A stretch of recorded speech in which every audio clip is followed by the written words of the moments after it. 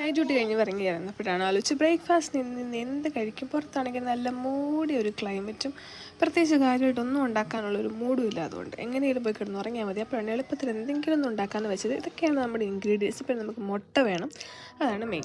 എപ്പോഴും നമ്മൾ മുട്ട പൊരിച്ച് എപ്പോഴും സാധാരണ ഒരു രീതിയിലാണ് വയ്ക്കുന്നത്. പക്ഷേ ഇതാണ് ഒരു ഡിഫറെൻ്റ് ആയിട്ട് ഉണ്ടാക്കുക. ഇതൊരു ഈസി ആയിട്ടുള്ളൊരു ബ്രേക്ക്ഫാസ്റ്റ് ആയിട്ട് നമുക്ക് എടുക്കാം. പിന്നെ സ്പിനാച്ച് ഉണ്ട്, ക്യാരറ്റ് ഉണ്ട്, ഒണിയനുണ്ട്. ഇതെല്ലാം ഇങ്ങനെ കുനുകുനായിട്ട് അരിഞ്ഞിട്ട് നമുക്കൊരു പാൻ എടുത്ത് ചൂടാക്കിയിട്ട് അതിനകത്ത് കുറച്ച് ഒലീവ് ഓയിൽ ഒഴിച്ചിട്ട് ഇതൊന്ന് ജസ്റ്റ് വഴറ്റിയെടുക്കാം. വേണമെങ്കിൽ ഇതിനകത്ത് ആവശ്യത്തിന് നിങ്ങൾക്ക് എന്തെങ്കിലും പൊടികളോ എന്തെങ്കിലും വേണമെങ്കിൽ ഇടാം. ഞാൻ ഇതിനകത്ത് ജസ്റ്റ് കുരുമുളക് പൊടി ഇടുന്നുണ്ട്, ഉപ്പിടുന്നുണ്ട്, പിന്നെ ഒരു പൊടിക്ക് കുറച്ച് മുളക് പൊടി ഇടുന്നുണ്ട്. അങ്ങനെ ഇതൊന്ന് വഴറ്റി നമുക്ക് വേറൊരു ബൗളിലേക്ക് ജസ്റ്റ് ഒന്നെടുത്ത് മാറ്റി വയ്ക്കാം. ഇനിയാണ് നമുക്ക് വേണ്ട മെയിൻ കാര്യങ്ങൾ. എഗ്ഗ് വേണം. അപ്പോൾ ഞാൻ 2 എഗ്ഗ് എടുക്കുന്നുണ്ട്. അപ്പോൾ ഒരു ബൗളെടുത്തിട്ട് അതിനകത്തേക്ക് 2 എഗ്ഗ് ഇങ്ങനെ പൊട്ടിച്ചിട്ടു. പിന്നെ നമുക്ക് വേണ്ടത് കുറച്ച് ചില്ലി ഫ്ലേക്സ് വേണം. അത് ജസ്റ്റ് ഒന്ന് ക്രഷ് ചെയ്തെടുത്ത് ജസ്റ്റ് ഒന്ന് ആഡ് ചെയ്ത് കൊടുക്കുക. പിന്നെ കുറച്ച് ആവശ്യത്തിനുള്ള ഉപ്പിട്ട് കൊടുക്കുക. പിന്നെ ഞാൻ ഇതിനകത്ത് കുറച്ച് കുരുമുളക് പൊടിയും കൂടി ഇതിനകത്ത് പിന്നെയും ആഡ് ചെയ്യുന്നുണ്ട്. പിന്നെ ഇതെല്ലാം കൂടി നന്നായിട്ടൊന്ന് മിക്സ് ചെയ്തെടുക്കണം. മിക്സ് എടുത്തതിന് ശേഷം കുറച്ച് എന്താ പറയുക, മിൽക്കാണ് ഇതിൻ്റെ. നമ്മൾ സാധാരണ മുട്ട പൊരിക്കുമ്പോഴത്തേക്ക് ജസ്റ്റ് മിക്സ് ചെയ്തില്ല, പക്ഷേ കുറച്ച് മിൽക്കും കൂടെ ആഡ് ചെയ്ത് കൊടുക്കുമ്പോൾ ഇതിൻ്റെ കൺസിസ്റ്റൻസി ഭയങ്കര ഒരു വ്യത്യാസം ഉണ്ടാകും, ഭയങ്കര സോഫ്റ്റ് ആകും. അപ്പോൾ കുറച്ച് മിൽക്ക് കൂടി ആഡ് ചെയ്തെടുത്ത് നന്നായിട്ട് മിക്സ് ചെയ്ത് കൊടുക്കാം.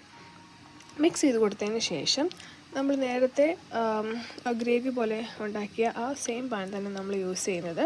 അതൊന്നും കൂടെ വെച്ച് ചൂടായതിന് ശേഷം കുറച്ച് ഓൾറെഡി ഇതിനകത്ത് ഓയിലുള്ളതുകൊണ്ട് നമുക്ക് ഇനിയും ഓയിൽ ആഡ് ചെയ്യേണ്ടി വരില്ല. പക്ഷേ വേണമെങ്കിൽ കുറച്ചും കൂടെ ഒന്ന് ഓയിൽ ഒഴിച്ചു കൊടുക്കാം, ജസ്റ്റ് ഒന്ന് ആകാതിരിക്കാൻ വേണ്ടിയിട്ട്.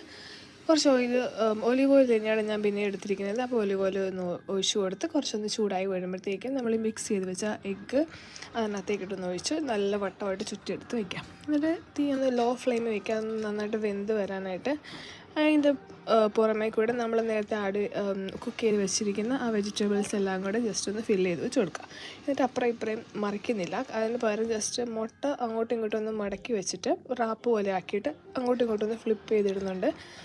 അപ്പം ഇതാണ് നമ്മുടെ സാധനം. അതൊരു പ്ലേറ്റിലേക്ക് മാറ്റി വയ്ക്കുക. കുറച്ച് നല്ല ചൂടുണ്ട്, പക്ഷേ നമുക്ക് കഴിക്കാവുന്ന ചൂടേ ഉള്ളൂ. അത് കട്ട് ചെയ്ത് മുറിച്ച് നിന്ന് സെറ്റപ്പായിട്ട് കഴിച്ചാൽ അടിപൊളിയാണ്, ഈസിയാണ്, ഹെൽത്തിയാണ്. അത്യാവശ്യം വയറ് നിറയും കഴിയും, കാരണം ഈ 2 എഗ്ഗുണ്ട്, പിന്നെ കുറച്ച് വെജിറ്റബിൾസിൻ്റെയൊക്കെ ഫില്ലിങ്സ് ഒക്കെ വരുമ്പോൾ വയറ് നിറയും. അപ്പം അത്രേ ഉള്ളൂ.